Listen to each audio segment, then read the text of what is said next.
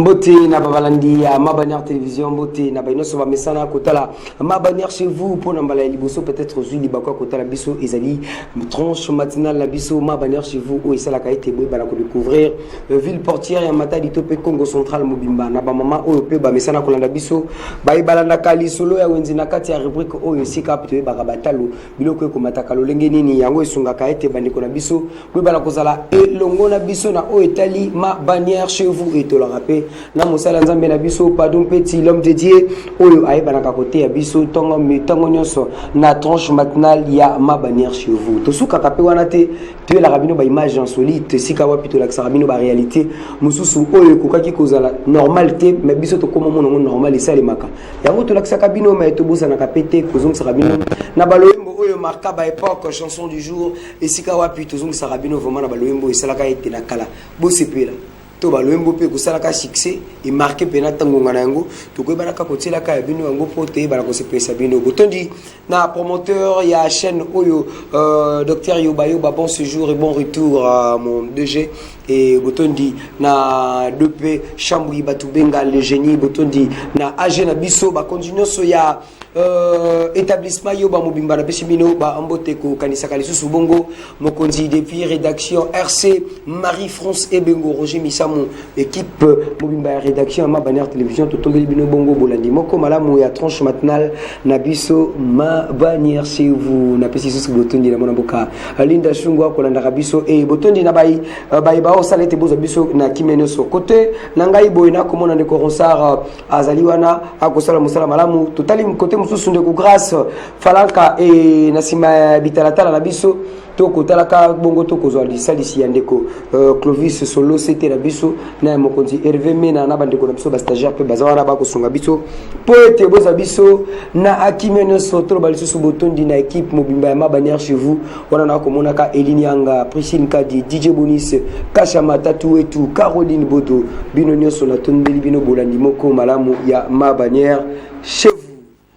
Le bezalaki mokolo na le 14 février oyo biso na soto commissaire yango kaka papa maman Saint-Valentin kozala nanani oyo kolata rouge blanc te kosala boete elekaki ndenge ni lobi banani baboyanaki mokolo lobi banani basepelaki mokolo lobi et botondi na bana mboka depuis la dada oyo artiste Rebo ay banaki na kobeta kuna milulu zaki esengo mingi batu balaki ebele ya kosakana te botondi na mwana mboka Rebo chulo et na équipe mobimba ya ala dada wara yete to sepelaki elongo mais toko solola elongo biso na bino lolenge toyebi ko ozala na bomo ibo ezali ko zeli lokumu na biso te ezali pour la volonté en kolo yesu ne mtasali que tozala compter parmi les vivants yango na koyeba na kozonga côté ya régie kozwa lembo moko kitoko nzambe ko bala kosala esengo na bayimboka neso bakolanda biso na tonga lelo mokonzi mena na ebiete ekosala pesengo na bébé na biso grâce mena depuis ndako kolanda biso ekosala pesengo na console Lindo Mbeli la fille à papa toko ba na kokuta na sima ya loembo oyo kitoko Clovis solo na Hervé Mena ba ko la biso et puis to ba na continuer tranche maintenant la biso ma bannière chez vous on y va.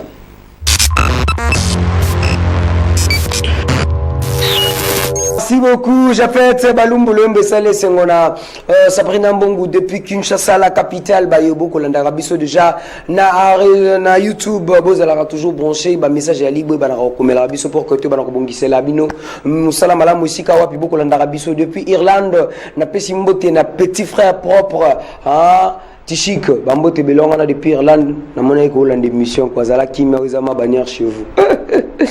Lobi batu babeba na ki makasi boni so tanga na stati tanga boye oh ya bongo est-ce que mongola se valadera mokolo fo batio na stati samedi na tuna ki bino bozara banani bokokilo baba kombotia na lobi awa samedi boni saza ya nani bolobite Priscille Kadi ya nani Grace Mena nani mutalobite lobi baba se ko mi ka tanga na stati est-ce que so batio na stati nde bolingo solo ngona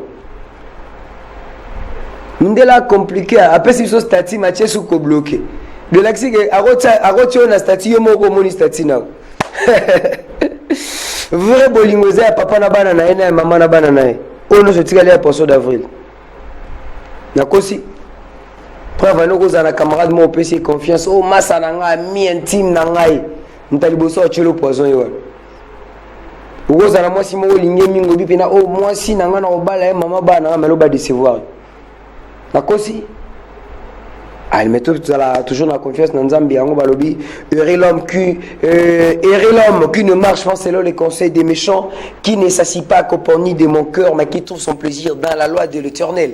Et sengeli tozala toujours na liloba Nzambe pene na biso bana lelo to pesa bango image nini o bazana ngo malamu lobi o lelo bandeko bakombisa réseaux sociaux sites na bango ko tshela biso nzoto na bango nyoso to monaka Pasteur Padou Petsa ko bonga maka déjà porte ya ba côté biso na tonga lelo moto no so ba pe aye likabo na tonga lelo ete aye bandeko elobi te so ko tshela biso ba photo ya ndengo botamela na réseaux sociaux nde to ko sepela na olobi bref ane bandeko mona wana oye kuta tshaka kabelo te ba ba balaka chaque samedi yo mona ka mi bale tina te yo pona kaka oyi di bakala ina di kosi yani fe muso na bakala into ko vindumuka o zulave mam o tcha un jigo télécharger version pe ba télécharger déjà Zon balo kuta na elo lenga zali pesa e valeur pesa essence pesa e chance bosa la vie lobi bato zolula lelo bazara ba jeune ba comment maman ba papa te bazaki ba jeune ba bongisa ki ba avenir ande ko c'est apprendre à laisser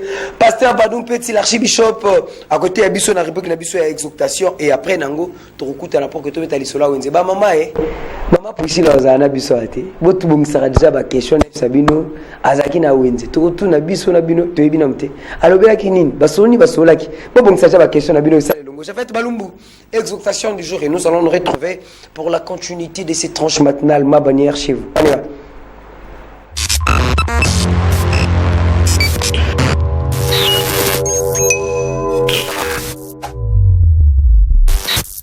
Shalom bien-aimés dans le Seigneur, shalom amis téléspectateurs de Ma Bannière Télévision. Nous voici encore à notre moment d'exhortation, une tranche à laquelle nous parlons du Créateur des cieux et de la terre. Nous parlons de Jésus-Christ qui est notre Sauveur, qui est notre guide, qui est notre Dieu. Celui qui est mort sur la croix, en fait que yo nanga tozabo moi ya seko fait que ngana yo tobikisama na se na moi oyo en fait que ngana yo tozala épargner na pandémie nyonso oyo ezali korenya na monde tozala protéger à cause ya makela ya Yesu Kristo tika nzambe nanga apambola esiko zolanda ngai na sengi na ndeko ko changer chaîne terre rester branché parce que eza ba makamba motuya oyo nzambe ngi alobela biso na tongo na lelo Nzambe apambola bino. C'est toujours votre bien-aimé le révérend Padou Petit, archibishop de la communauté chrétienne Éternelle Paix, qui a son siège sur l'avenue Dr Lundingama numéro 10 dans la commune de Matadi, quartier Ciné Palace, en diagonale de CFMC au Kumona Pano et Mounene Zawana. Nous sommes là pour gagner les âmes, former et les envoyer pour faire l'œuvre de Dieu. Moussala Ozama Bengela Bisso. Bien aimé, depuis la semaine passée, nous avons commencé un thème très important, les secrets de la réussite. Les secrets du succès. Notre Dieu a travaillé pendant 6 jours. Il s'est reposé le 7e jour. La Bible dit, Dieu sanctifia le 7e jour et le bénit. Et pendant 6 jours, Dieu a créé le monde. Yango Nzambe a pris exemple et à travail. Et nous avons dit dans le livre des Proverbes chapitre 14 verset 23, tout travail procure l'abondance. Ici la Bible ne nous dit pas que tout travail bien rémunéré qui procure l'abondance, mais tout travail procure l'abondance. Bateau batangi français il n'y a pas de saut métier, il n'y a que des sauts de gens. C'est-à-dire, bien aimé dans le Seigneur, importance pour nous dans Nzambe, dans Sena Moi, il faut avoir une activité moko quotidien où il faut faire rémunérer quelque chose où il faut quelque chose nanda konayo. Nzambe apambola yo pesinga matoi po oyo kamal kombi na Nzambe. Nzambe apambola yo ozapete ozolanda biso. Iloba oye na tongo na lelo pona ko activer yo pona ko lamusa yo pona ko biso na se ya pongi ya monguna parce que le diable n'a qu'une seule mission, il y a pour détruire yo kozangisa musala kofandisa na ndako kokomisa yo un gaillard zéro olamuki na tongo otalaka télévision obetaka G6 obetaka dame. Pourtant Bible lobi le précieux trésor de l'homme c'est l'activité. Activité nyonso yo kosala et ko procurer yo abondance elobi makomi na Nzambe. Nzambe apambola yo nalobaki na bandeko. Qu'est-ce qui se passe? C'est la conception et la vie. Nzambe na biso makomi elobi la terre était informe et vide et l'esprit de Dieu se mouvait au-dessus de l'abîme. Nzambe asalaki mokili amoni ndenge ezalaki alobi mokola liboso salemi a travaillé mokola mibale asali nyonso oyo toza nango parce que Dieu a travaillé. Biso tokelami na elilingi na Nzambe esengeli na biso pe to travailler. J'avais dit une chose, bien aimé, il n'y a aucune prière qui peut chasser la pauvreté dans ta vie. Le nom de Jésus peut chasser la pauvreté. Oui, ça ne pourra les chasser qu'en te donnant un travail. Pauvreté et yakamaka, c'est quand nous n'avons aucune activité. Wana okozanga. Qu'est-ce que moi j'appelle par la pauvreté ici? C'est la disette, la misère, les difficultés d'achat, les difficultés de vivre, de payer les loyers, de payer les études des enfants. Bien aimé, ce qu'on a dans Moussalate, au Kosa les Logoten. La Bible dit, celui qui ne travaille pas ne mange pas non plus. Ce que vous avez dans ma commune, en Genèse chapitre 3, partie à 15e verset, l'homme mangera de la sueur de son front. Bien aimé, ce qui est aux salate, au coliate, au vivre. Qu'est-ce qui se passe tous ces derniers temps? Dans un verset, Proverbe chapitre 14, verset 23. Tout travail procure de l'abondance. Bien aimé, même ceux qui osent prophétie, que nous osons la motomonène, il faut aller dans le parcours. Au coup, ils ont bongo sans oser dans le parcours. Il faut aller quelque part. Que nous, les hommes comme un grand homme d'affaires. Abandé côté comme mafuta, abandé côté comme nguba, abandé côté comme galette, abandé côté comme galette na ba école, atambola ki talanza meninga sali. Alléluia. Zamba pambola yo muto sala activité moko, na bi zamba visiter maman moko teka nguba na coin, zamba visiter maman moko teka galette na école, zamba visiter maman moko teka ba paipa teka ba fruit teka ba malala teka ba manga, zamba pambola bino misala na bino nyonso ebotamboma. Zambe pa pambola ndeko oyo fondaka na ndako tango nyonso sa osale loko moko na pesio na kombo na Yesu Kristo nzambe nanga apesa yo activité moko le kabanda koteka tama banga bien-aimé nyonso ekopesa yo abondance wana lobi makomi parce que au contraire celui qui ne travaille pas a péché contre la parole de Dieu parce que la Bible dit dans Proverbe chapitre 21 25 verset 26 et lobi boye nazotanga tous les jours les désirs du paresseux le tuent parce que ses mères refusent de travailler. Ce que vous travaillez aux paresseux. Vous avez un désir à paresseux et vous avez rêvé makambo ebele bien aimé dans le Seigneur. Vous avez rêvé makambo ebele dès lors que tu ne travailles pas et que tu n'as pas banzela mabe. Beaucoup de nos enfants sont dans le koulouna, dans la prostitution, na makambo ebele mabe parce que ils ne veulent pas travailler. Et naloba naban nzambe pambola yo yozolanda maloba oyo na tongo, saisissez cette opportunité que la grâce de Dieu te comble là où tu me suis. Nzamba salongolu ala musaba capacité nyo sotakati na yo. Nangina loba nde kozola nangai. Ce n'est pas en vain Nzamba benga on a vu la matadi. Nzamba permetta obotoma la matadi parce que oza important na ville la matadi. Oza important na mboka Congo. Oza important na libota na yo. Mais si tu te retrouves aujourd'hui paresseux parce que oningi ko travailler te. Ce qu'on a travaillé te bien aimé okoza la paresseux. Un paresseux a vivre na ba illusion. Un paresseux a vivre na ba pensée, a vivre na ba projet. Or ba projet irréalisé. Bien aimé, à un certain âge, les arasou âge ya ko rêver. Bien aimé, yo sona nanga nda ko kiki sous ko rêver. Tu es né dans cette parcelle. Au botama na lupango wana. Depuis au mera na kata kamani, baleki ya quartier. bakoli, babimi, babali, bazubandako. Mais kawana, oso rêver. Il y a un certain âge qu'on ne peut plus rêver, bien aimé dans le Seigneur. Vous savez, un paresseux ne fait que rêver. Celui qui ne travaille pas, c'est un paresseux. Alors, on rêver, tant qu'on rêver, on vivre dans le monde, croire comme si on est kotika batute, bien aimé. Nzambe asala mutute pour kotika mutu na sena moyi.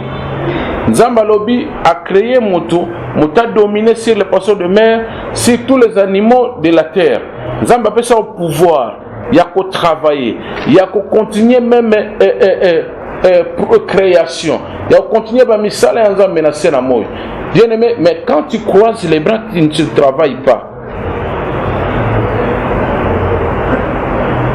Tu es nul. Il faudra que tu travailles. Les paresseux refusent de travailler. C'est pour cela qu'il y a toujours une différence entre un paresseux et celui qui travaille. Celui qui travaille se sanctifie, se sacrifie plutôt. Muto ya salaka, beleme andimi akata bilanga.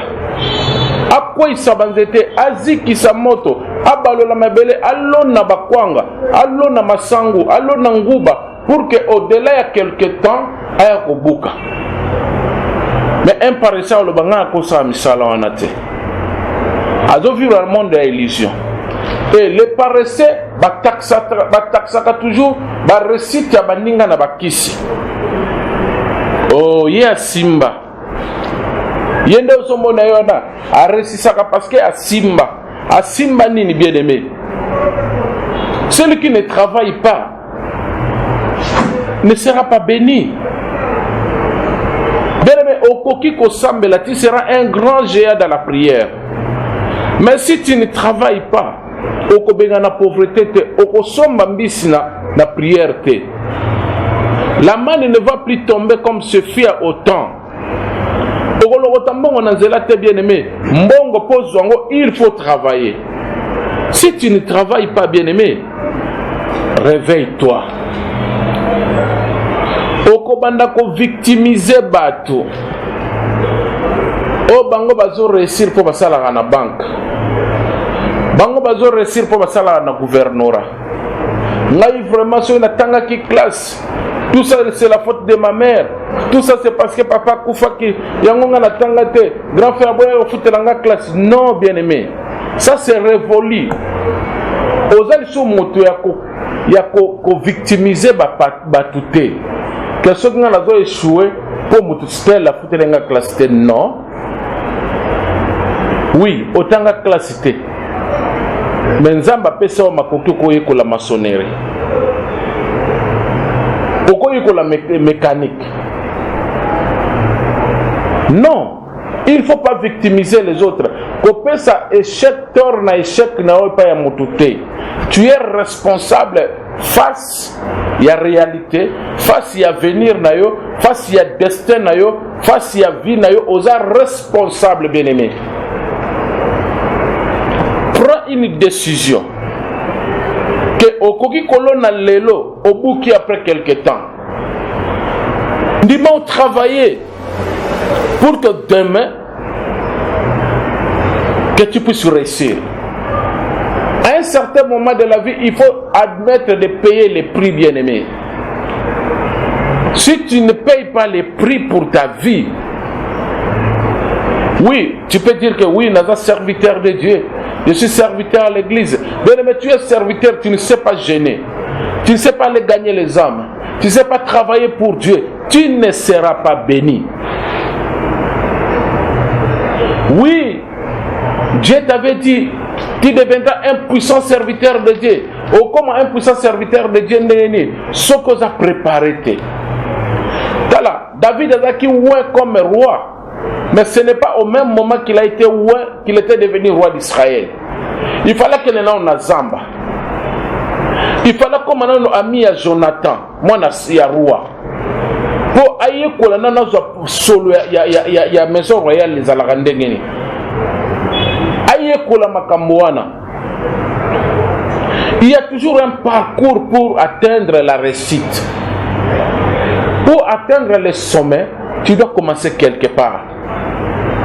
Bien aimé, si tu rêves que les millions vont tomber, bien aimé, c'est inutile. Parfois tu travailles, mais tu n'as pas encore les salaires Oyo Kanisaka. Bamisala, et dans la Batumusu, bien aimé dans le Seigneur, Ozola Nanga, aussi sa université, Oyebi yo Mogondengo Zola qui diplôme wana. Ozo refuser que ça la demande d'emploi parce que Oyebi ba incapacité aux anango. Oui, bien aimé, ko victimiser Congo te. Oh, ngana za licencié, na cause de salaire wana te. Ngana za gradué, na cause de salaire wana te. Mais écoutez bien. Ici, la Bible ne me dit pas que tout travail bien rémunéré qui donne l'abondance. Non, tout travail procure de l'abondance. Toi, tu n'as pas un problème à cause de la rémunération bien. Toi, ton problème est que ça là. Tant que ça là, abondance c'est quoi? Si tu ne travailles pas, tu ne seras pas béni. Que Dieu bénisse sa parole. J'aimerais que tu prennes une décision pendant que tu es chez toi à la maison. Tu vas faire cette prière avec moi. Kolo Yesu. Nayambi lilobano na tongwa lelo. Na pesi bo moinanga na maboko na yo. Diriger vie na ngai. Kamba bo moinanga. Zwa contrôle ya vie na ngai. Maboko oyo esala misala. Maboko oyo esala misalo ifuta ngai. Na boyingu ya nyosu ya pongi. Na kulala lisu pongi te. Na telemi pe na sala. Na kombo na Yesu.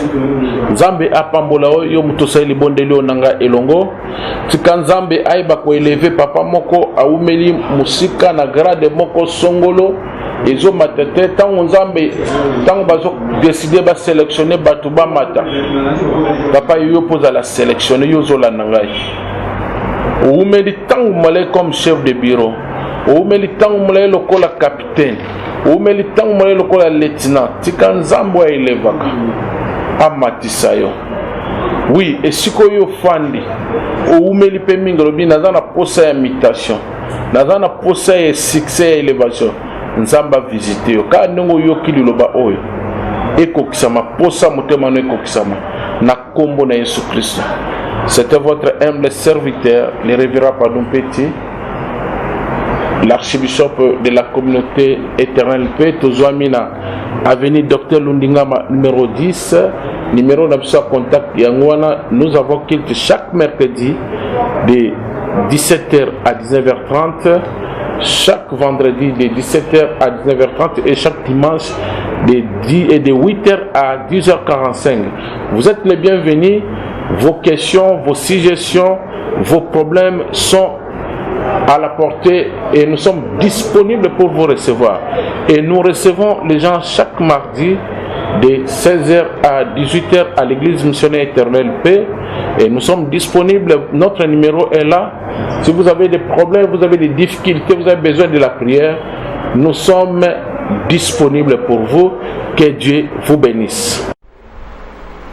Otondi na mwana mboka Jefte Balumbu wako salete bozo biso vimana kimia nyoso na bandako na bino wala toti kolanda mwana mboka to musali Nzambe na biso Padum Petit moto na Nzambe l'archibishop o ya uti kote ya biso na tonga lelo richesse malamu o mobota koki kopesa mwana na ye to bana na ezeli esengela la kisabango nzela ya Nzambe kotangisa bango ya mwana ezali richesse munene oyo ata baboti balite bana bakoyeba kango kaka lolenge balobela biso na Kikongo vobi buti bena muluzingu mwana zayanta la kwanga tawo bapara bazon vi mwana esengelo ba pri ya kwanga ezaka 100 francs tende to bango 500 francs na wenze ko ba la ko de briller ba coopéra bolanda ngana tonga lombo tela bino respect na ba coopéra nyoso yo lingika ubani musala na lendi mardo lingo comme directeur est-ce qu'il y a là bon bamsu babanda rekombo la bureau et lobby ba konga pe ba directeur donc petit à petit to matara na vie et sengaka a malé beto ba kosala makambu. Voilà, merci beaucoup à l'homme de Dieu et l'archibishop Padum Petit moto na Nzambe. Cette fois-ci nous allons recevoir Maman Wenze. Poussile Kadi, bonjour. Kadi, bonjour. Tu es là?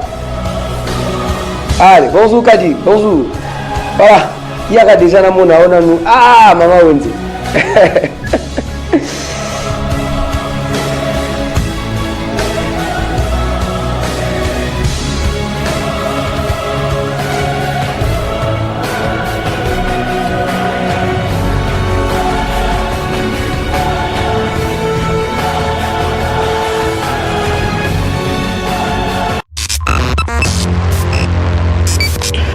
Merci, Jafet Malumbu, Clovis Solo, Hervé Mena, Priscille Nkadi, Mama Wenze, Mbote.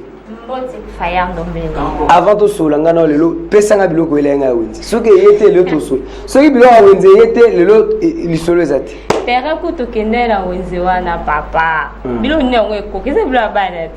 Ah? E bilo banet. Ngabe na mora, pour la biloko bana. E kokote. E. Vous êtes na Wenze ni? Sud. Wenze Sud. Marché Sud, ouais. Marché Sud. Batara bara Sud. On a kena Wenze Sud. Et la Sud était la Sud. C'est à Sud. Sud. Aha. Si des gens ont un accent, hein, donc on va te battre pour déterminer que ça va natif à Congo central et à ma tête. Marché Sud dans les arana wapi. Marché Sud est situé dans la commune ya Mvuzi. Combien même le président na bango ba boy couper ça sur information ba dala kité ba kima kina bango mais on a essayé un peu ya ko zoa ba information. Marché Sud est situé dans la commune ya Mvuzi et est sous entité ya mairie de Matadi. Le marché site est coordonné la mairie à Matadi. Ah bon? Comment? Parce que gouverneur Yakala Njouzuan Bombo dans les années 74, Yende Moutou implanté que le marché site quand elle fut gouverneur du Congo central, on attend à Kalizaki Bazaï. Yende Moutou dans les années 74-80 implanté qui marché sud. Donc ils ont sous entité sous gouvernance ya mairie de Matadi. Et pourquoi pas ça en combat site? Bapesa ngo kombo ya sud parce que eza na kati ya quartier sud. Ah, bon. Voilà, Togo là non, il m'a été sugum Togo. Zaki ndenge ni tolobela kiniku. Tu parlais qui sur friperie. Friperie. Tu voulais qui friperie au to benga la terme vulgaire ballon. Ballon. Aha. Bilé la ballon, oh bilé la ballon, bilé la friperie. Erenia soute na mona eza longa. Erenia makasi. Ah bon? Erenia makasi alors. Est-ce que tu connais ensemble là, Bango? Ah oui, Tolanda, oui, la recherche qu'on peut balancer, biso déjà va imaginer biso y a marché.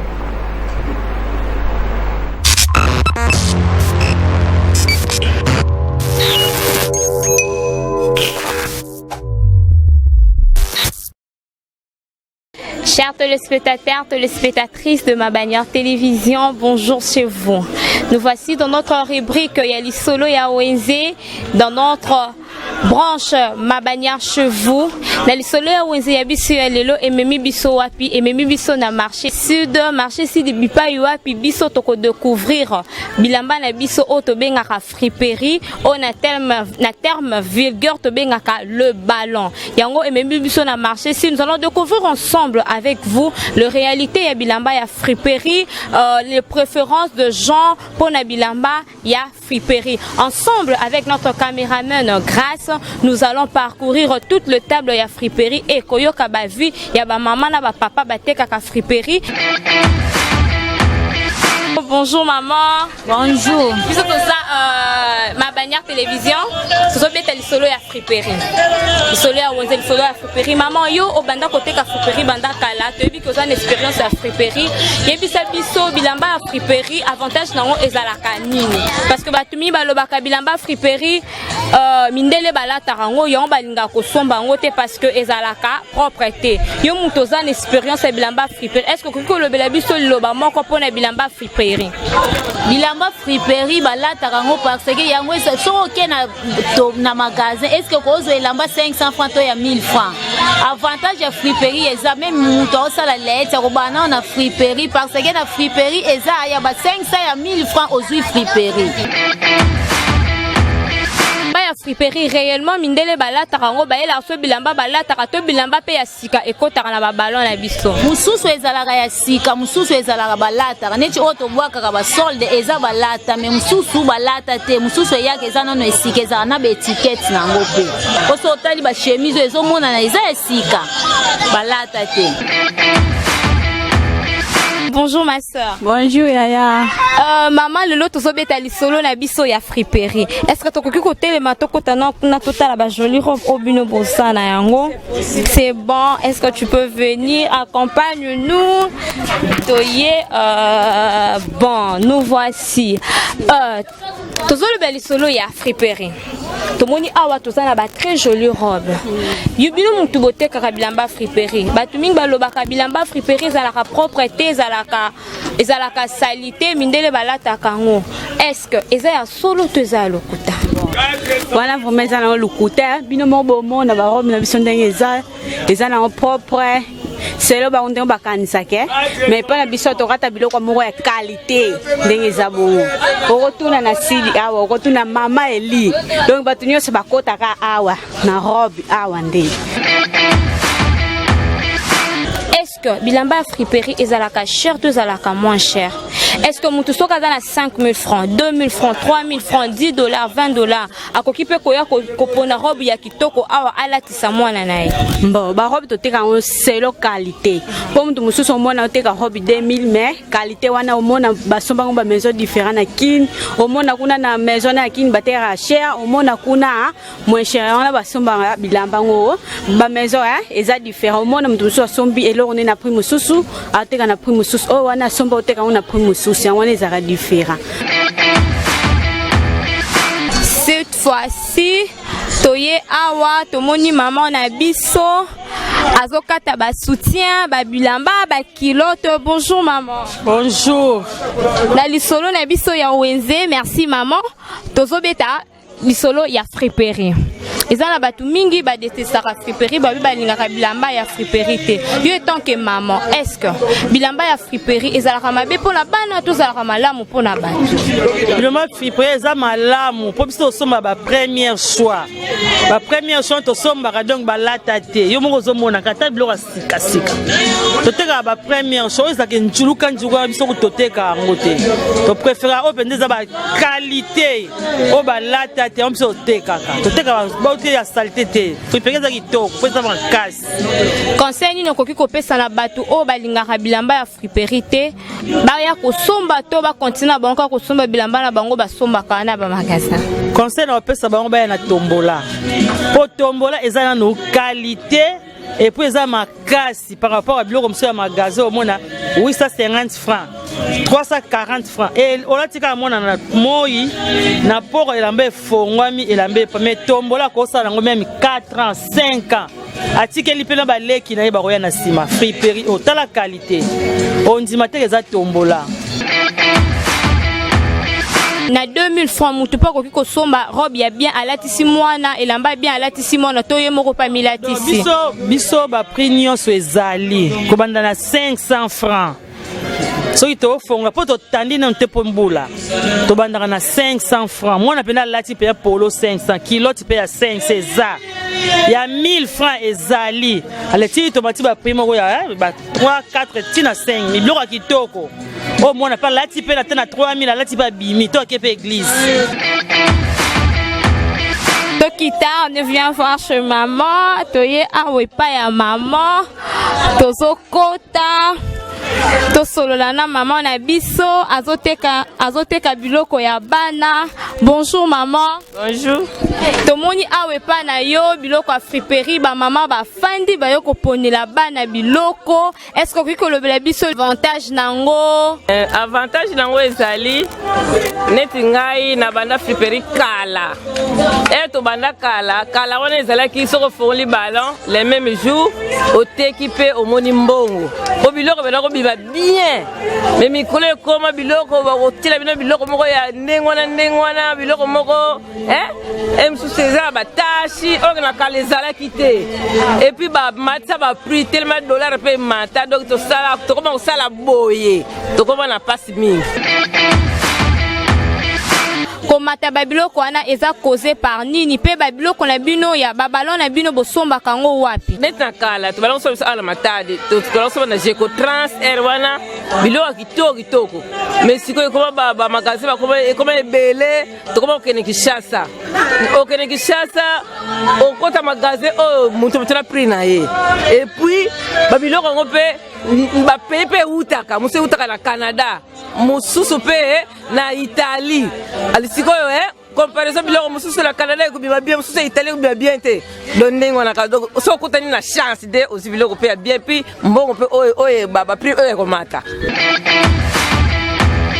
bozwaka pe ba bénéfice ebele par rapport à ndenge bobimisaka po na capital na bino usali bo perdre pe ba mususu mbongo nyonso tu o bosombeli ballon ballon ezali soki epesi soki pe epesi te okozala pe obomba ba bijou ofongoli ballon pe $50 koyi na mai okezwa bijou obombaki oteki obakisi mususu pe soki chance ezali ofongoli pe omoni pe mbongo pe kama bénéfice taka na ndenge mokili yango ekomi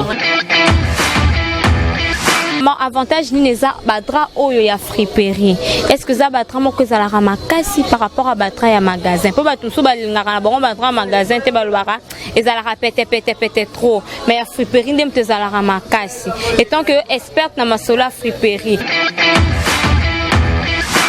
badra friperie ezalaka badra moko ezalaka makasi pe umelaka par rapport ya magasin kosomba même miso ezalaka léger et umelaka te mais ya friperie miso tokuta yango ya sika na kati ya chasse po tofongola yango totanda ndeti oyo bimi mpenza ya sika eyali na chasse eyaka mpenza ya sika na kati ya chasse donc eza badra première qualité ezali deuxième qualité ezali troisième qualité mpe ezali ndenge tosombaka tombola mais nga na préférence nazwa première qualité mpo ebima ya kitoko ya sika na kati ya bien par rapport ya magasin ya tombola elekaka kitoko. Est-ce que badra ya friperie ezalaka cher makasi soko okoki kopesa biso baprix avec 5000 francs tu peux okozwa dra na ye ya friperie ya bien makasi wana na kala ya 5000 ya bien mpe ozwi na 5000 mais mpo na lelo ezalaka sute ezalaka ya moke ya mbeto moke omonaka musu moko nde kozwa na 5000 mpo na nini to ya dola nde eza komata yango nde sikoyo ezoboma biso.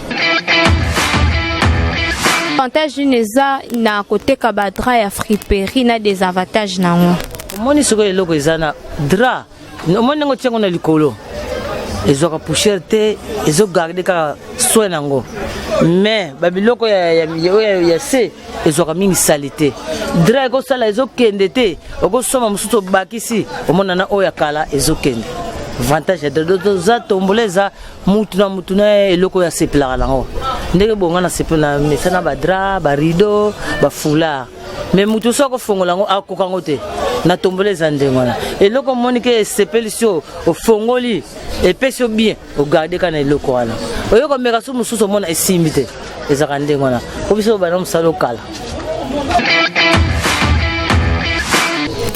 awa tomoni bazoteka bachaussette na biso ya friperie toye tokoteli papa awa.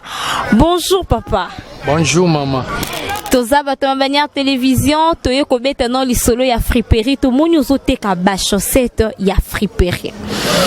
Est-ce que bachaussette na bino ya friperie oza bachaussette moko ya malamu to ya mabe pa bato so aloba koki kosomba bachaussette ya friperie te parce que zara kilo makasi de 1. Deuxièmement ezalaka hygiénique te basalelaka yango mpe batindelaka biso yo moto ozoteka masolo ya bachaussette ya friperie liloba nini okoki kolobela batelespectateur na biso oyo bazolanda biso par rapport ya bavente ya bachaussette ya friperie po bango bakanisa ke bachaussette ke eza mabe oyo eza bausage unique non ballon kutu oyo eza préféré eza kutu bachaussette oyo ezo ya friperie yango nde eza préféré ke oyo ya sika magasin oyo so na kati ballon moko ya chaussette ya kitoko ezalaka ebele ya mabe ezalaka moke donc qualité ya bachaussette ezalaka mingi ya bien ya friperie.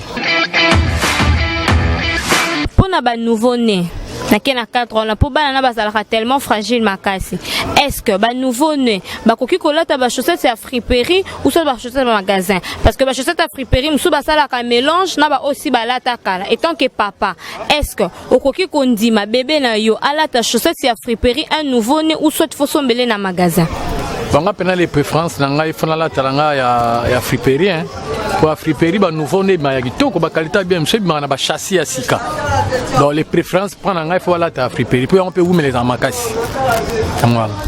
Par rapport à ma prix, est-ce qu'avec un 500 francs, tu peux consommer ma chaussette à friperie à la type et ça lié bien à ma colonna cash ou bien un bébé, bah là tu sais en gros bah pas bah côté là et bimi bien ma casse. Oui, ça peut aller vers 500 francs, ressemble à bébé par là tu à CPL. Ndengwana.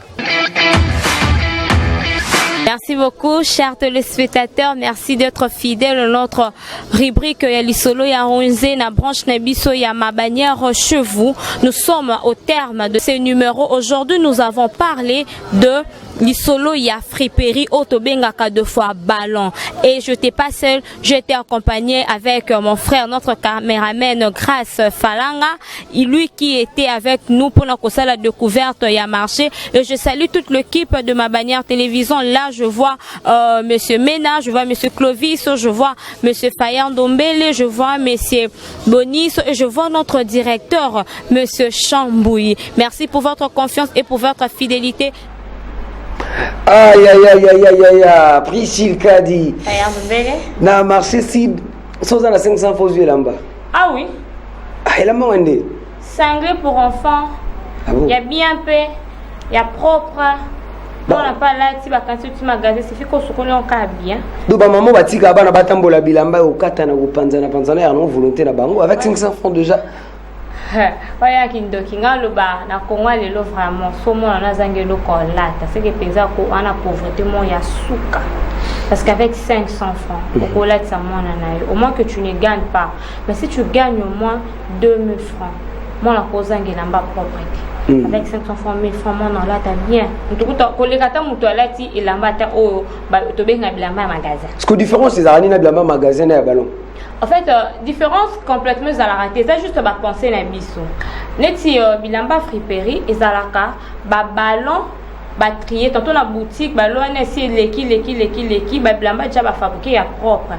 Ba zu yango ba chango pembeni après ba kangisi yango sali ba ballon yango to benga bloc à friperie ba friperie mususu peza lara bilamba déjà mutualati bazu ba chango ba sangisi yango ba tindeli biso koto mais en soi il y a pas une grande différence. Ça va repasser na bango ba chango na ta maison mo iko bilamba maison. Oui, il y a de ces maisons mususu bazaka ki asombi peza ballon na ya ba robe foulard a chewana ballon ba chemise a chewana a trier moni ya bien makasi a repasser a tira ba sachet on a ba chasser a chango cantine to bilamba o za vraiment prêt à porter maintenant à la tsango de 30 toi.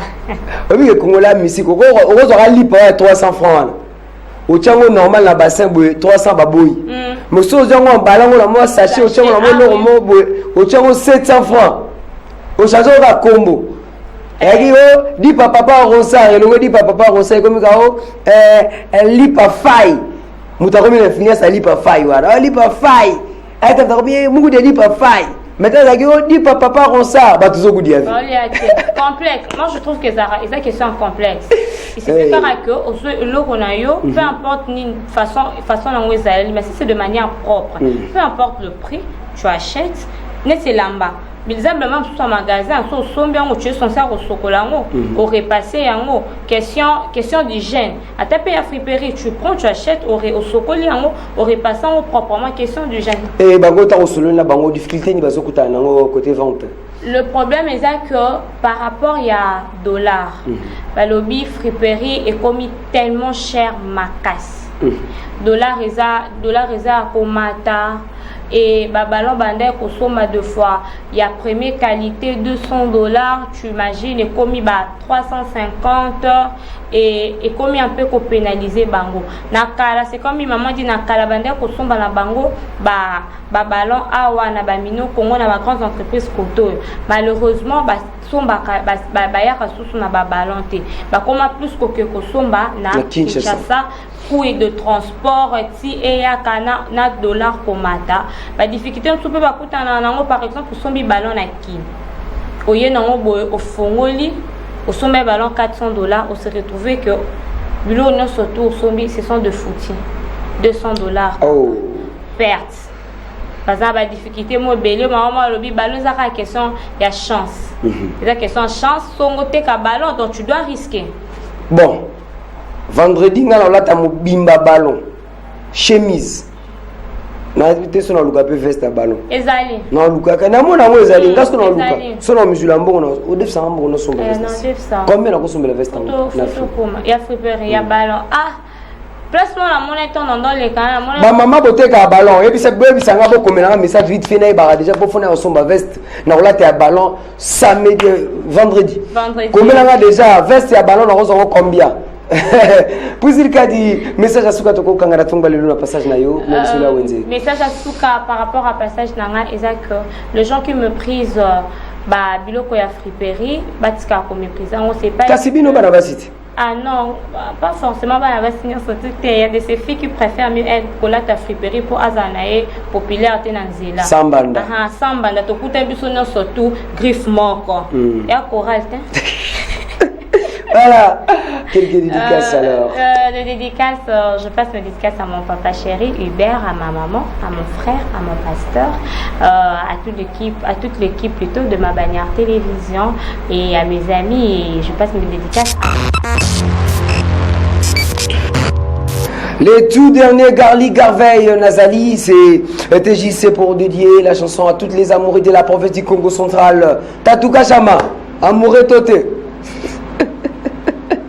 Possible Kadi, quelques dédicaces pour toi déjà. Non, je passe mes dédicaces à mon père, à ma mère, à mon frère et je souhaite un joyeux anniversaire à mon grand frère Sylvie. Et mes dédicaces à Moussabir, à Dassa et mon pasteur, à Lolita aussi. Et à toutes les personnes qui m'aiment et des personnes qui ne m'aiment pas, des personnes qui m'encouragent. Et big dédicaces. Merci beaucoup. Christoubi, depuis quelque part, je te salue, mon directeur, mon Anjoli. Merci Priscille Kadi, prochainement aux Alaounzeni. Prochainement, téléspectateurs on a suspense. Bon, ils vont encore dans la plateau. Voilà, merci beaucoup Priscille Kadi au Congo du Mana. Merci beaucoup.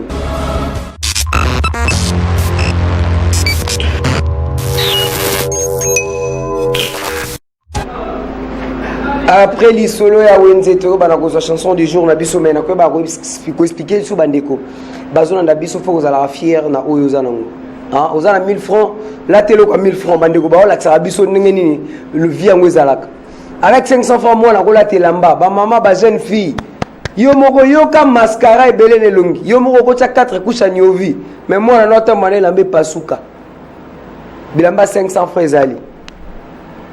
Msobotika ba koroba na bazo raswa bana na bango ba papa na bango wana baza ba jeune ba lukala bo pesa bango charge bana na bango parfois bino ba maman de boko kanyi mwana papa aussi manembo mais mwana moi profiter na monga papa na ezati ah na besi mbotira bano sobana na biso depuis inga mbotira bana inga la monisi de vina bino Renat mbotira bandeka kwa Sanda.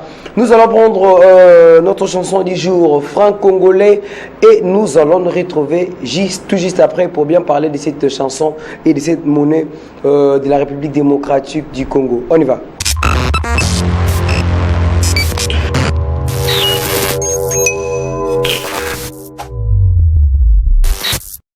franc congolais est la monnaie officielle de la République démocratique du Congo depuis le 30 juin 1998. Il fut aussi la monnaie officielle de l'État indépendant du Congo de 1887 à 1908, du Congo belge de 1908 à 1960 et du Congo sous la présidence de Joseph Kasavubu de 1960 à 1964. Le président Mobutu Sese Seko remplaça cette monnaie par les Zaïre dans la Tangwana na 1960, de 1960 à 1964. Mon président Mobutu a eu Kolongolango franc congolais et Gokoma Zaïre la Tangwana ba papa na biso ba koko na biso ba bana kolia mbongo o ekomaki Zaïre le 30 juin 1998. Le président Laurent Désiré Kabila réintroduit le franc congolais. C'est ces derniers francs qui est utilisé de nos jours en République démocratique du Congo. Depuis ces jours-là jusqu'à aujourd'hui, tu es la franc en congolais ou toliaka, mais pas si les anini. Tu na biso franc congolais la biso la rason na valeur te. Ndenge zalela ki na kalawana. Ozana ba centime, okolia okosoma crédit. Mais lelo ba 50 francs comme mbongo, même ku ba shingo mais comme ba 100 francs. Dollar plus ndezo ezo esika. Pas si ngone comme ça la biso lelo. et quand même dans ma famille karangezo kuela dollar na dollar franc et buluka a dit solové même pas si le ba commencer à dollar faire encore kabela mutu 10 000 à mon bongo belé mais so ba kabela mutu 5 dollars à mon bongo belé or 10 000 na melu to ko na avantage à 500 na zo donc Zembo so donc c'est binango c'est parce que l'artiste bazala karini basangana ki natango wana pona lokumu ya mboka na biso to tombola mboko mbongo na biso franc congolais monnaie na biso otoliaka to continue à coller lelo mais pas c'est ça que valeur nango eza vraiment te kolika dollar de dollar il est quand on a valeur or que sengini mbongo na biso ezala na valeur makasi. Merci à toi mon frère Rossi Golba ah pesela ngambote pa ba mettre nyoso ba mettre lourd ba mettre nyoso pesela ngabango ba mbote belé maître Batista le sac quoi ngwana ba mbote komela yo ebele maître Batista. Merci na mandiko bazo komela biso ba message na mino to kotanga na moment à l'autre nabi que lobi bofita ki anniversaire malam le bofita ki Saint Valentin bien hein na botama Aris Yoka mon frère joyeux anniversaire à toi Aris Yoka et nous allons recevoir pour vous cette fois-ci papa Kizunga Labeto Kizunga Labeto bonjour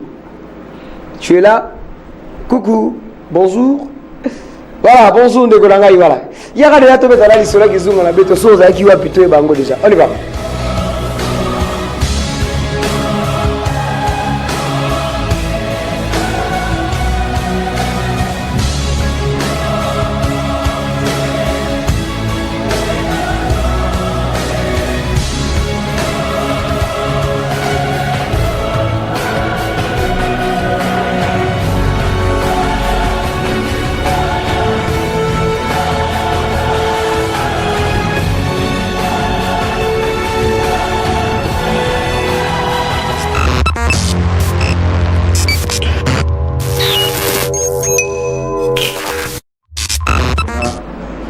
Voilà, Tatou Kachama, Bonis, bonjour. Bonjour, Fayam Dombel. Avant on appelle ce malobana, rappelez ce bande de Gobalan d'Abisso et c'est qu'il faut respecter en mesure de barrière. L'attaque ne couper sa bambote à ma bogote, voilà d'Abisso, mbota ma bogote, couper sa betove. Kimbe voit Corona yakele, vous attaque à cache-ne. Yamoun yakele, mais déposé à ça, mon aboutou, minga, cache-ne, mais tout la va. Faites une guerre, vous attaque à cache-ne, yangé. Tomaki tani na luzingu kele mosi kimbevu ya corona ya kele Bonis Kachama Tatou Saint Valentin les gars qui l'oublient qui ne ok les gars bien pour avoir mourir vraiment des babara que Saint Valentin za la famille pour avoir couple hein ba marié pour bis na ba makango ba komisa ya bango parce que bon ebelo ba ça te biso à célibataire vraiment et tari biso te moi yo ba singa ito mutasinga ito chena statilo ah vraiment non non comme na ba tamana te que on a na madame au franchise satinante Kizunga Labeto wapi ngevanda ka Bonis ah Fayam Dombele mvanda na Nzanza na commune Nzanza na bandaki na avenue du pont na kena bifikaso avec la place Avumi na nini avenue circulaire on va bien appellation dans moi Kalizalaki que une nouvelle avenue où est commis la mytho quartier Patinzuzi avenue to quartier oui avenue Patinzuzi ok tu continues tu couper na salle à la police ou on appelle total na salle à la police mambouli quand tu salle à la police et puis tu matina tu continues rond-point entrée Camp Banana entrée du camp où est Kaboli avenue avenue Pompage avenue Pompage na Camp Banana c'est qui wana comme qu'on a nyonso bena na étudier qui terrain na bande goya kuna balakisa biso comment va vivre kuna na kati ya Camp Banana na Pompage voilà avant de parler ba mingi ba question la ngebele ba image ezali ouais bah image ezali non sont autorisés et les gars siko balani bango voilà batata ba mama tolanda kintwa di muna beno Kizunga beto ina mpanga beto Bonis Kachama message la beto na Nzanza kintwa di toge vutuka samto yivusa babiuvu yankakankaka ina tolendaka yivusa na mpanga beto Bonis ina vandaka na terrain fumu solo toluta.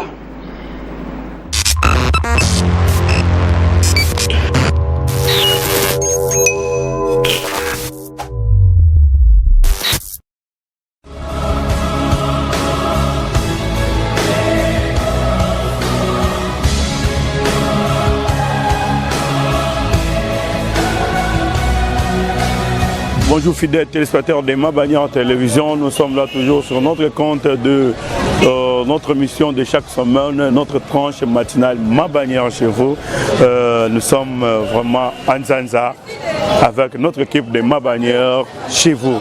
Vraiment, notre rubrique de ce matin par rapport à la rubrique 900 de Rubelara, émission Kizunga, et la rubrique Moko Ezanakati ya Mabanière chez vous. Yango lelo awa équipe na biso tukitagi na Nzanza pour na kolakisa bino comment batu bavivaka na Nzanza dans le cadre de la rubrique na biso Kizunga na beto. Ndenge totemi boyo toi déjà na rond-point Nzanza na quartier Dupont.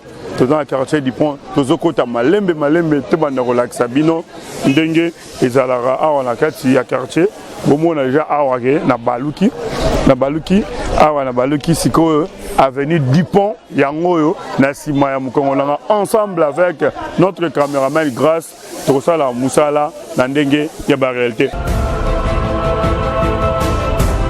Awa siko toza na bifurcation awa kaka na commune Nzanza c'est botali ke na gauche na ngai nzela oyo ke nouvelle avenue oyo touti pe na avenue du pont touti na avenue du pont tozo continuer toujours to mata na entrée du camp na cadre rara ya Kizunga na beto biso na grâce to salara musala ndenge salara tozo mata to continuer ndenge ya vitesse ya Kizunga na beto.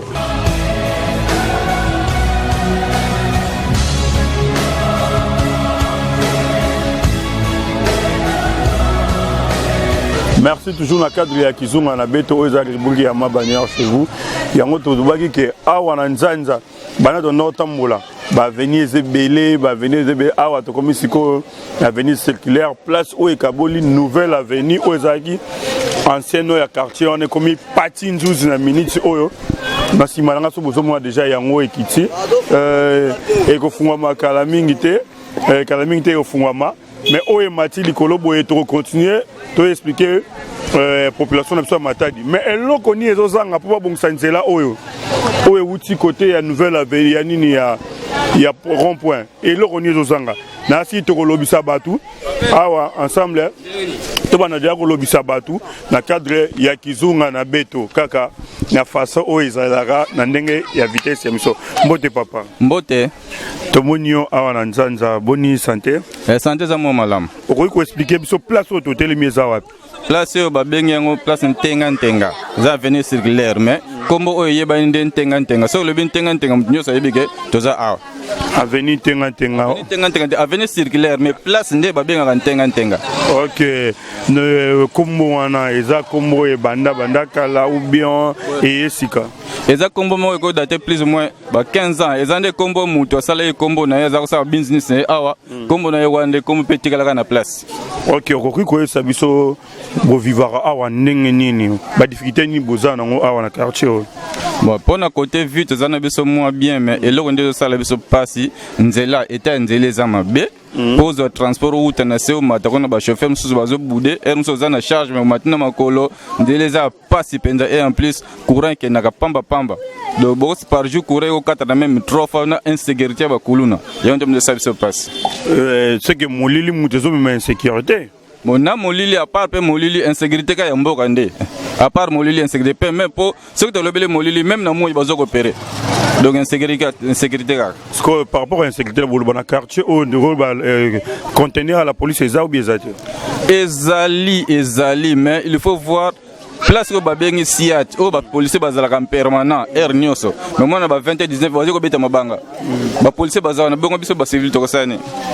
Est-ce qu'on koyebisa maire de la ville nini ou bien général la police ni par rapport à l'insécurité au besoin dans le quartier? En tout cas par rapport à l'insécurité ils ont renforcer la police et puis et là tout le monde n'a pas si muto ko ya ko sala plainte awa bazo kitse na se puta aba police baza le olepe ba benga bango moko ba benga mais bazo yebse yengo kene yo moko le banase les retards ni sont parfois ba kulina ba kotlena ba ndako ba kene boy biloko ni c'est kay déjà. Bonjour maman. Bon, ngai na moi mukie ya koloba pona mona l'état congolais surtout mingi ya Nzanza. Maman obandi mbala moko matata boyo pesi biso kombo na yote. Pesa ba te parce que komona na kuna ba yebinga. Il faut pesa biso kombo poto na télévision. Komona ngandita.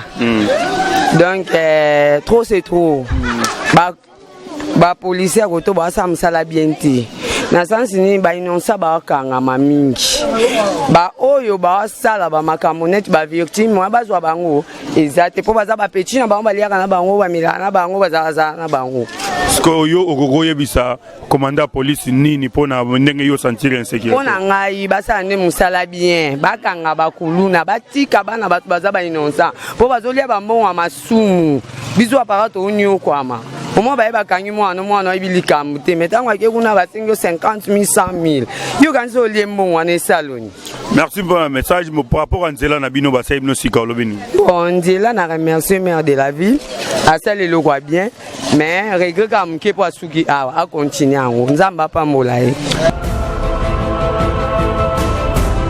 Continuer tout le monde peut maman telemi awa tout le monde maman telemi a mbote maman mbote papa nanga maman kombo nani Iris maman awa nde to telemi botoza wapi toza na mandrandé babenga ngo tenga toza na mandrandé babenga ngo tenga okoki koloba nini mpona quartier na bino balabala na bino en tout cas to monaki maire de la ville asalaka kuna na se na nouvelle avenue biso koto oyo banda belge atika nzela oyo nanu te donc bato mosusu ozwi o transport ozwa biloko na nzanza mpa mataboye balingaka te mpo mabulu babandela kuna na kavumi kuna mpenza eza mabulu makasi surtout koto na makenge ya koloba te mabulu makasi eloko fana betela sete mpo na quartier na biso bato bautaka bisika bautaka bakapu bautaka na soki basi soki mbeli na basi soki bana kafu babenga banani bapunza bakoya kobundisa bana awa mais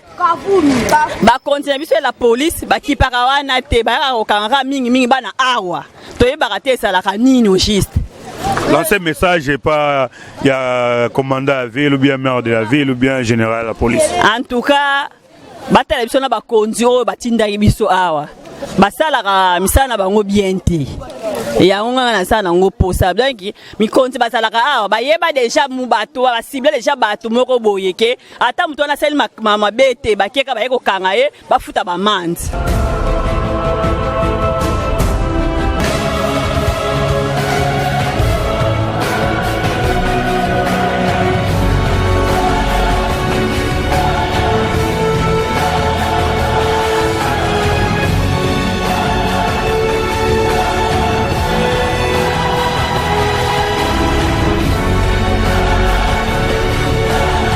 Ok, merci de tout beka toujours la cadre ya Kizunga na beto siko to komi na point chaud to baki awa to gena entrée du camp to ça ce qu'on a entrée du camp oyo la commune ya Nzanza oyo matibo to ge pompage oyo kitibo eza États-Unis oyo da point chaud oyo kaboli makam nyonso awa na kati ya quartier oyo pompage bande ko bazawa to ko solana bango to poser bon ba question comment ba vivre rotoyo comment ba difficulté nini bazana yango na cadre ya Kizunga na beto.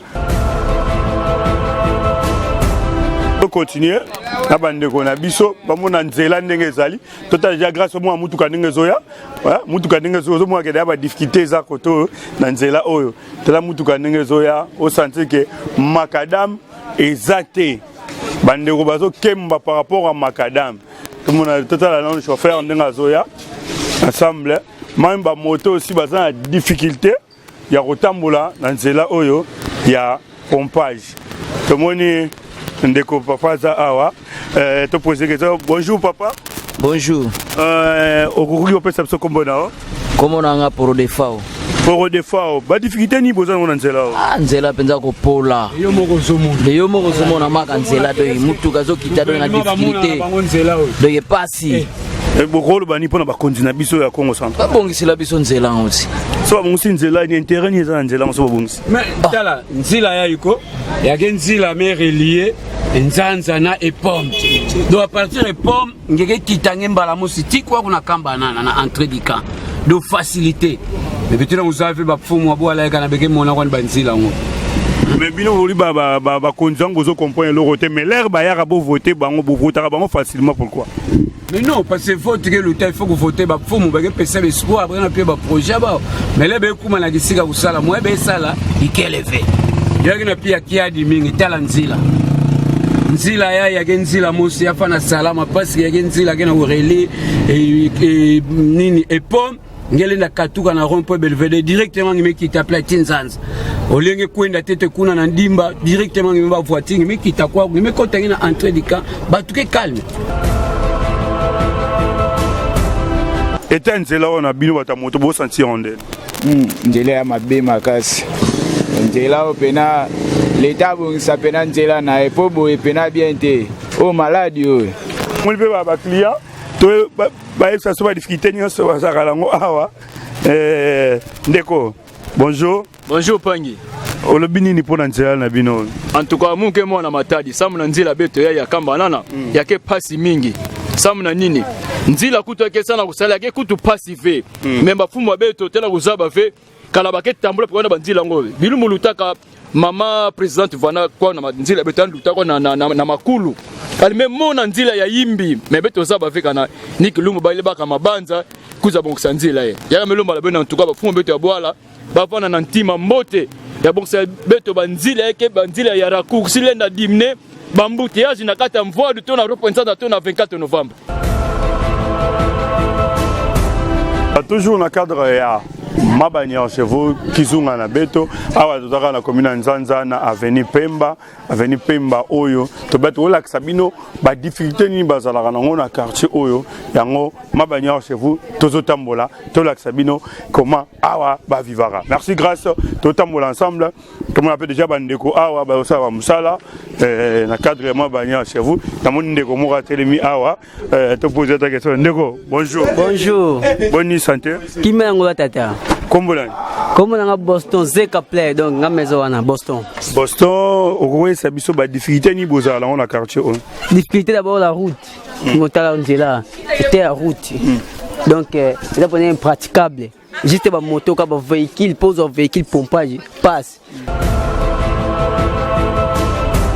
Kizunga na Beto tozo tambola to moni pe mama zo mata mama ke na montagne mais mama mbote mama mbote mama mbote ni faso mumeka toka kwa na matanga mpanga Beto mefuila nkendo kuna mumeka toka kuleka monte na inzolere inzo ni kote inzo beteka na kota makulungulu est-ce que ngé tu la Beto ba difficulté ni ke vanda côté yayi maza kaka papa maza kura pedi aka balela kambe kura na maza mbe maza ntuka mpasi bana kena kumona kusumba ya kusumba beteka sumbaka bataliji lezo ke kuza place el ku na bayina kena ba pompi ava bene keteka bene feti sumba ba sanfra ale bene mebaka bene metura na moto ya bene mefuta 300 biedesa ava yake kuma na inzi nini meme tubila ba député ina bene me voter basala tu babongisila Beto samu Beto bonga mpasi meluta. Merci maman. Ok, merci. Tozo tambola kaka Kizunga na Beto a tozo tambola bo sentir que balabala impraticable bandero ba souffrir mai courant yango bisope toko tikate tozo tambola poto la sabatu comment ma bannière toza chez nous à proximité toza pembeni ya population poto sala musala na ndenge oyo. Et c'est bani tozo continuer awa toza toujours na pompage. Tozo continuer na cadre ya Kizunga na Beto na moni bandeko bavandi boye mbote ya tozo leka to moni batu awa bat base belé awa grâce bat base belé a to tuna bango comment bazo vivre na quartier oyo papa mbote ya Mbote papa. Okoki se présenter kombo nani? Kombo munu Mamfuana Mena wa Roger. Mamfuana Mena Roger.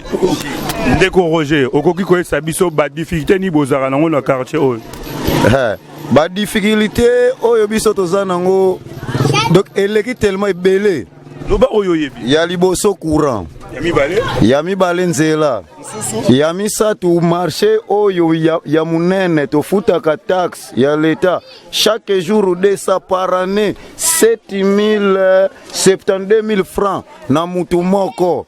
Maintenant si kona kati ya wenze oyo ya munene oyo toilette ezate kikozo ezate po osumba foko kende na ndako siko soki ndako neza na Nzanza mbongo wana balobela biso mbongo wana bachaka ngona kesi ya banani na baposhi na bango obe na bapoche ya banani bakenda kocha mbongo wana poto contribuer ka mbongo wenze inachevé toilette ezate mais chaque jour bayaka ko kongola mbongo ya ticket voire même dimanche bayaka ko kongola mbongo ya ticket siko mbongo wana bachaka ngo wapi siko ba difficulté oyo tozela kaka chef de l'état non chef de l'état peut à cause fois à la paix à l'aise. Est-ce que Bougumestre peut revisiter bino awa na kati ya marché nani Bougumestre yekuto longa tuna yebite soke sina mona ngo déjà côté ayeka ata visite Bougumestre wana zaka pona ndako na sala ka visite na ndako na ye mais pona sala visite ya ba marché nyonso za na commune de Nzanza to yebi yete na yebite soke ke ngai ke na mona ka yete mais pona nga na mona ka na ngai yete solo batu susu nde ba mona ka ye ba témoigner pona mais pona nga eloko te kima mo sive na Bougumestre maire de la ville nani eloko te na kati ya marché pompage awo. Dernier message au Kokuko Ebisa batu nyonso zolando na Mabanière télévision. En tout cas Mabanière télévision meka to katala mpeka na nsuka yai yake chaîne mostete ya mbote bampangi ya munu to finangana mingi na pembeni ya Mabanière poyani nenge na tuloto ba message mosi ya mbote samu na beto bana Congo beto zaba ke ba mfumu wa beto ya Congo bana sala ba ukima ve surtout ya commune de Nzanza 0 + 0 est égal à diaki. Merci, vraiment merci. On est là qui ne connaît biso et intervention merci na grâce au Azaki Simaya caméra la biso. Merci na équipe technique na biso nyonso bazaki ko soutenir so pona osala musala o lelo. Merci à notre chef Chambouy Batoubenga et pourquoi pas notre chef de production Hervé Mena et notre CP CD c'est Clovis et Solo. Vraiment équipe nyonso ya Mabanière, merci na accompagnement, merci le cordon ya Mabanière chez vous Fayard Ndombele pour la confiance pour la musala. Quant à moi to kutana susu na plateau na biso ya Mabanière. À toi. Merci Maurice Kasha Matatu etu koza mokonzi na Kongo za pasia mboro zano mokonzi na mboro musome Kongo te pika mais bango au moins kotiana na moni bazaki éclairage public va bénéficier d'un éclairage public kotiana mais va bénéficier d'un éclairage public mais toujours bazar na on a courant et ezali éclairage public ezali mais de l'estage courant bien ça va rater bande ko baza kotiana nzelango ningo zaela ki bene ya mabe makasi ngamo na moni ta nzelango za mabe makasi depuis salema kala tilelo basalonga te nzelana na banda kala dans basala ya mote ba bikutu ba continuer ba ya revisiter mote na ba revisiter mote ba habiter so ki mkoni ba kosala mais so na grâce à Mabanière ce qui va continuer à Rolanda pour ba soutenir ba bande kwa et tant ba la likamuna na winzi toilette zate douche zate président marché le président Maï a marché il y a des présidents il y a kuna ya winzi on a nyonso ya pompage wana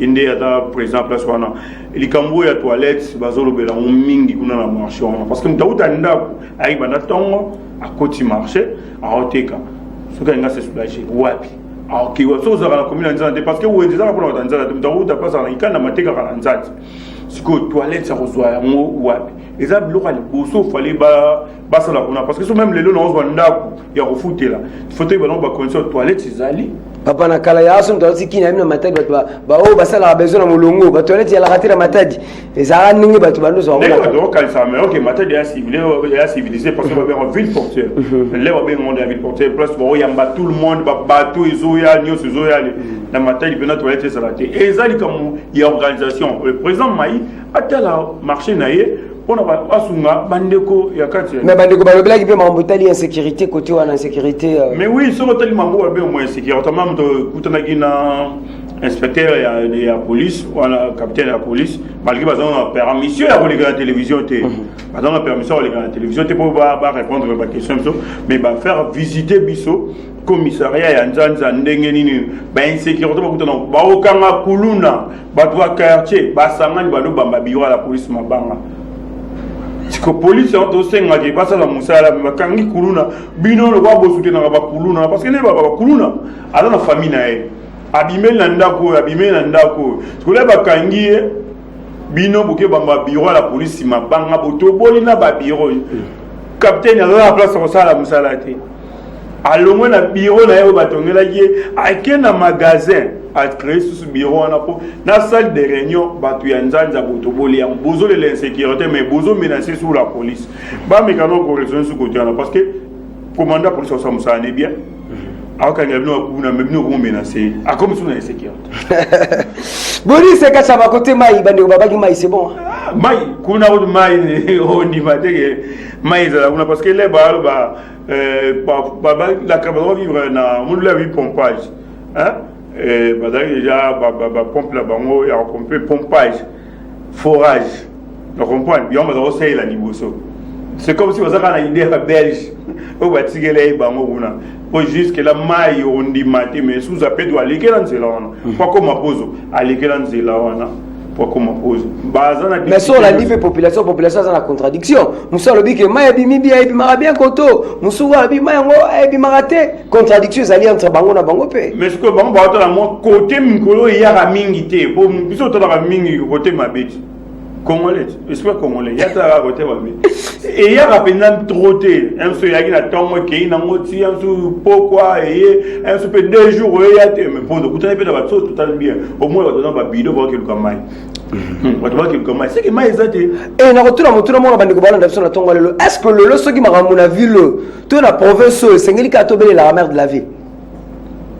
est-ce que sengeli ka tobele la mère de la ville na ville soki likambe sengeli ka yefa salango ba autorité bon ndabiso tant on va ba culture to toucher pe ba point mususu parce que le génération mise ko fongwa maka 2023 rendez-vous beaucoup pe sa population maloba nini beaucoup ebisa bango nini beaucoup ebisa bango lisusu nini pour ba pesa ki bino tambo sa musala boni se kachama nini musu difficulté za côté wana ngambo wana bon mingi za ba insécurité courant mai Nanzela Nanzela ils bien et puis pour na bata marcher za toilette au cas le route que na sala ya mwana pe to coûter na mo ya to la sabatu comment bazo vivre pour vivre nengeni na ba quartier importance ya kizunga na beto nzela na so lié en tout cas comme gâté même so lié bloqué et puis chaussures dans nzela où ils a problème et puis même à balbi qui batamula na moto montant on peut avoir problème pour koningana ko kitarawana libumu ezo ningana nyoso so watu wataninga mwana na transpirer na munene na ngawo faya na tamboli nzela na pro la kisa ko la kisa batu ba difficulté oza na ville na msa matai pom na ville rose la boité surtout que baba koto ba komba balobaki bangolo baba mona lokwa baza monda par lokwa ba konzi basundula bango bakinda même côté la bango te sotali banzela na bango yango kaizara bien te côté la bango ba école la bango sotali bien faya ba député ba sala kombo ba bimela de retour esolo ba bimela nzate voilà pas yiko boki la ve soniki la beto tokitanga message ngi ko boki la ve soniki la beto tokitanga message ngi akesala kise mingi boni se kachama poto silisana yo lilobasuka. Merci la confiance. Il y a le chef Nabiso, il y a ma bannière. Merci à notre CP Hervé Mena et pourquoi pas notre CT Clovis et Solo, et notre chef Chamboui Batoubenga et pourquoi pas les DG Antoine Yoba. La confiance pour Pessibiso et ma bannière chez vous.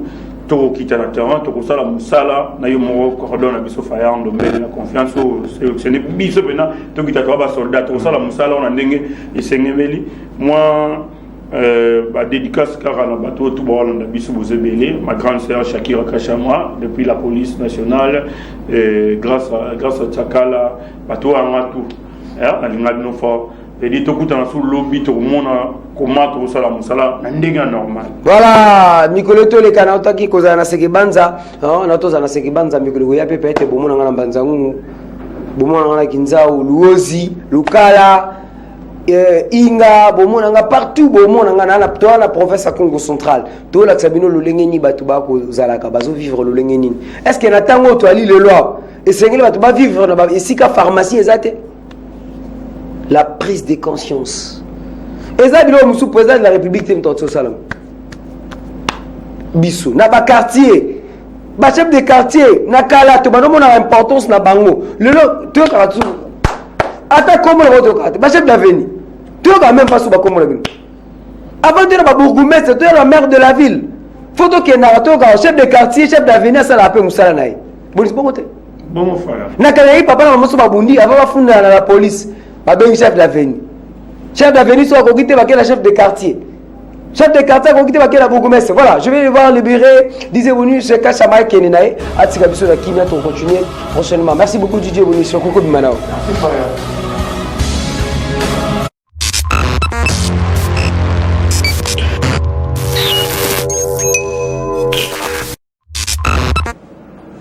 Voilà, merci beaucoup mon chef Clovis Solo. Toi, image du jour insolite et ça peut c'est on a bien ce bon d'absurde déjà et na pesimbote na docteur Eliezer Mputu. Docteur, faut n'a pas na out. Mikolo moi nzoto moi pas muke na mugande na yate.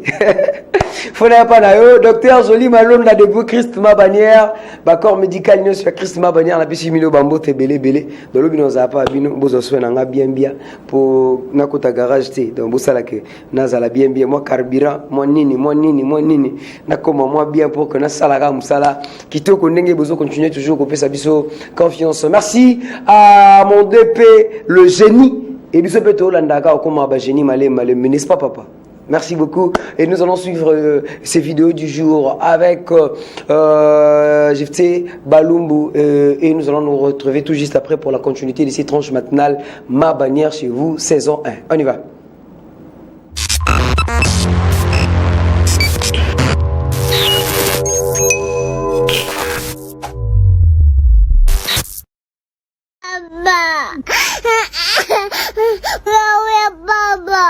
Papa.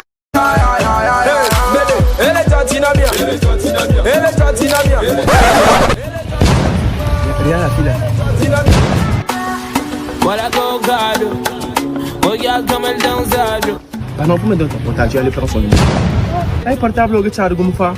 Non, tu vois, s'il est ça, c'est juste pour prendre son numéro, je te rappelle. C'est trop cher, je te dis que c'est trop cher. Avec ça, comme moi. Pardon, s'il te plaît, pour me donner ton portable, Dieu me dit.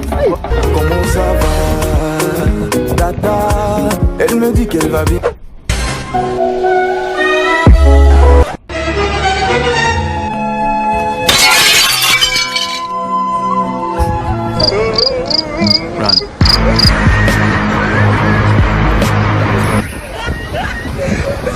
Chérie, nana bébé naïon, a laissé tomber, bébé, moi je suis fatigué, je crois que je vais laisser tomber. Laisse-moi juste une fois, laisse-moi juste une fois, allez fais tomber, mon bébé, moi je suis fatigué.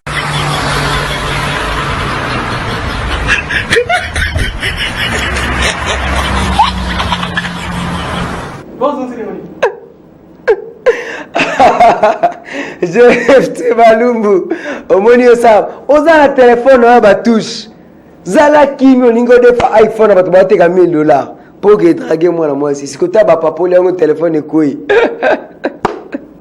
niawa mama nzala nalia niawa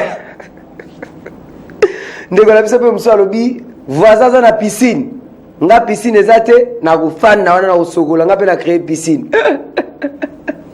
na mboka elengi kwa elakisi ni bandeko esengeli tozalaka conscient na mamutu osala moninga ala piscine complexe te ye mpe afongoli robinet bien afandi wana atie siko asuki bongo te atie ventilateur eloba yango videlo evapo mopepezo ya ndeko na biso aza na telefone na ye ya touche malika azwa telefone otala siko ndeko na evapo merci ndeko mbote na yo mpe wana wapepa biso bavoisin mbote voisin toza ensemble voisin Voilà, ça pour la bino stress na banda ku tango sa musala tongo lelo peut-être la muka kilobi journée les gars qui bien té maman Valentine absala a déceva kio mais à travers ma bannière chez vous ebina ko CP la tongo lelo toi utaki ko exaltation du jour ensemble na l'homme dédié l'archibishop Pompadoum Petit et bolanda ki lisolo ya wenzela maman la biso Priscille un kadi et bouti pe kolanda kizunga na beto na ndeko na biso boni se kashama wazela ki biso na commune ya Nzanza o tozala ki ne longo tomati entre Dika Aketi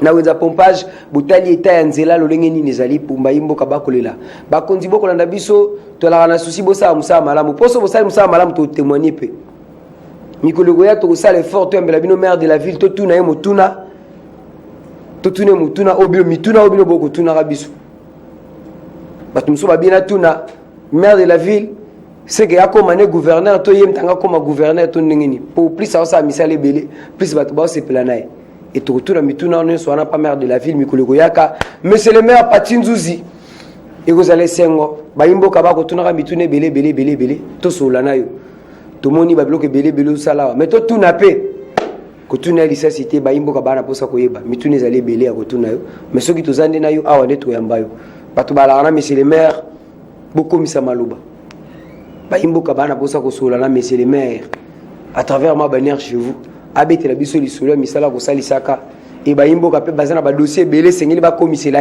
Merci na commandant de la ville na pesi mbote na général à la police général armée na pesi bino mbote ma respect na mama pinga na biso respect na bandeko na biso no so sécurité bandeko no so basala musala sécurité na mboka on na pesi bino mbote mbote pe respect na ba coopération sur la province à Congo central faire nommer la ligne rabino mingi merci na baino so ba fêter ba anniversaire na bango lelo et merci na grande équipe technique et tenir biso compagnie na tonga lelo merci na GFC Balumbu merci à mon chef Clovis Solo merci à mon chef Hervé Mena merci à Grâce Falanka Rosa Konde merci na bandeko na nyoso oyo bazolanda biso déjà bazana na bandeko na biso malgré ba kombo na maîtrise na nté merci à Priscille Kadi merci à Caroline Bodo merci à Bonis Kachama et merci à la coordination de notre DP Chamboui Batoubenga et bon retour à mon DG le docteur Yoba Antoine donc Bambote Belango Mokonzi to sara musando lobela biso faya ya sikande za la biso